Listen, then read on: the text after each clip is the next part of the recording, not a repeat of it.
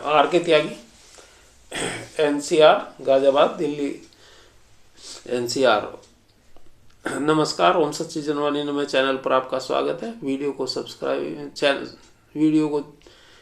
Share like comment करें और channel को भी यूट्यूब चैनल को सब्सक्राइब करें। सबसे पहले सेंट्रल बैंक के विषय में एक समाचार बता देता हूं आपको। इन्होंने रिगार्ड से Danish Khan AGM retiral benefits, इन्होंने लिखा है, dear pensioners, we are getting complaints from various pensioners across the country on deduction of TDS in January 24 months pension. This is majority of accounts of pensioners not having submitted proof of investment in branch for updation in HRMS. Necessarily circular in this regard has already been circulated by our office.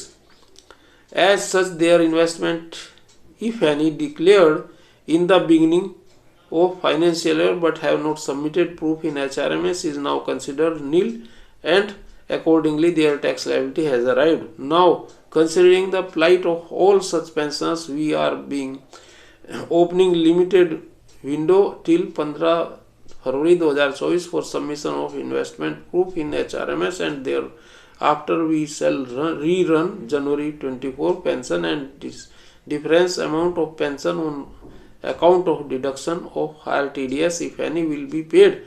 Please circulate to all retirees.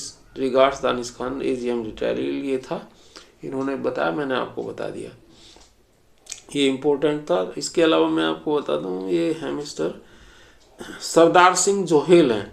इन्होंने एक वो लगाई है, क्या कहते हैं इसको, याचिका। सरदार सिंह जोहेल ने राजनेताओं को पेंशन के खिलाफ सुप्रीम कोर्ट में एक याचिका दायर की है। मैं इनका ये समाचार है, कर्मचारी को 60 साल के बाद भी पेंशन नहीं और इनको 5 साल में पेंशन, ये इसके खिलाफ लगाई है। इनको ये कहते हैं इसे साझा करो और भरपूर समर्थन दो। मैं आपको सुना देता हूँ, इनकी अखबार में छपी है।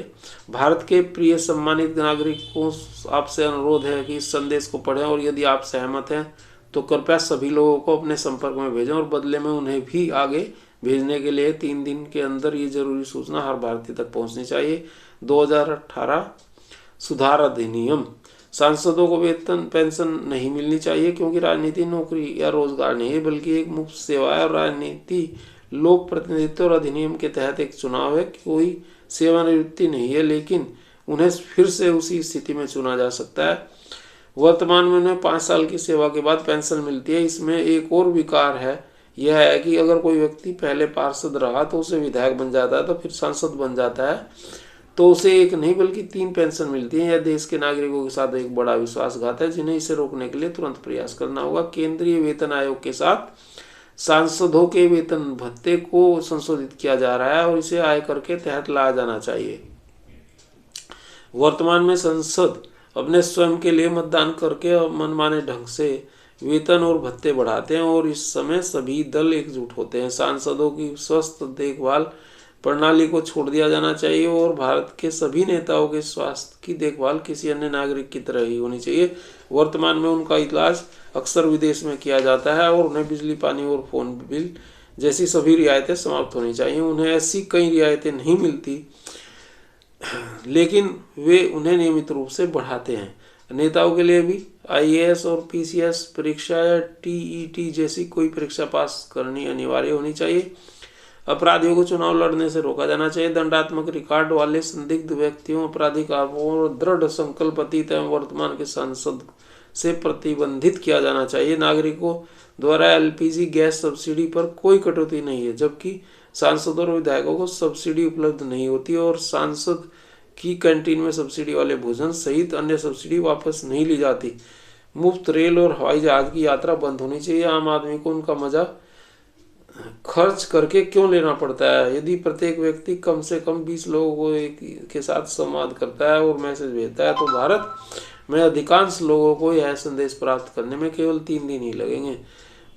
क्या आपको नहीं लगता कि यह मुद्दा उठाने का यह सही समय है? यदि आप उपरोक्त से सहमत हैं तो इसे अग्रेसित करें, यदि नहीं तो इसे डिलीट कर दें। आप मेरे 20+ में से एक हैं, कृपया इसे जारी रखें। धन्यवाद आपका। ये है सरदार सिंह जोहेल। अच्छा मैसेज है और काफ़ी सटीक बातें कही हैं इन्होंने।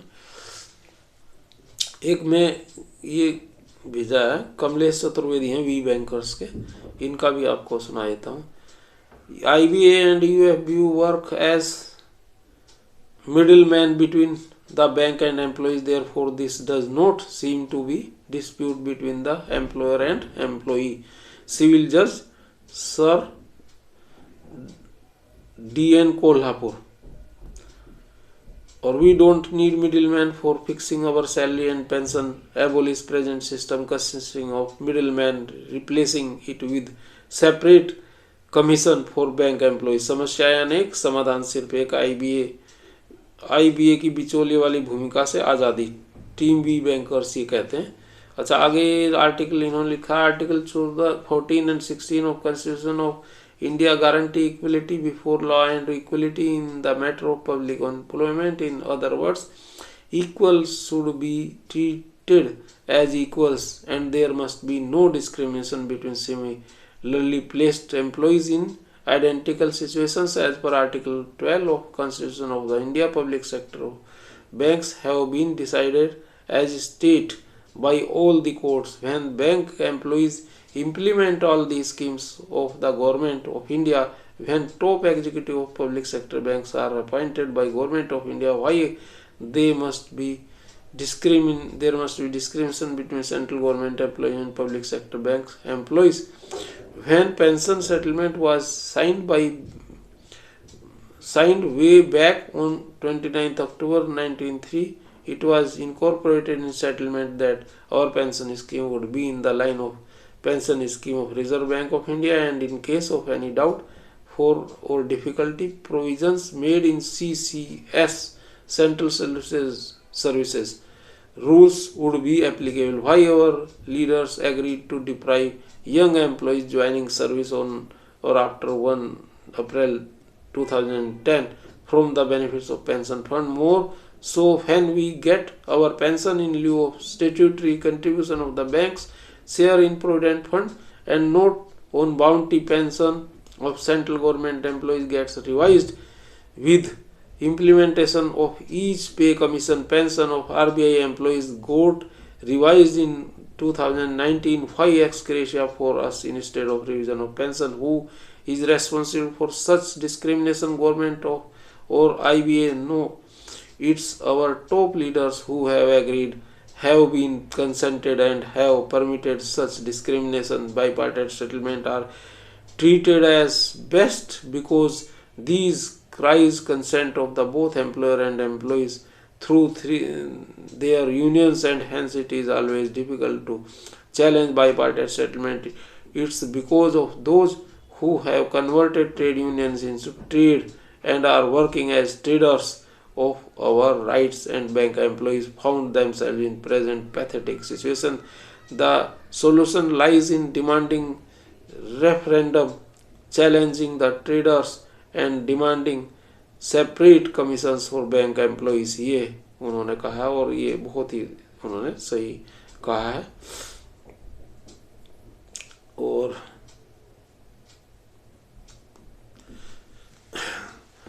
धन्यवाद साथियों. भारत माता की जय. वंदे मातरम.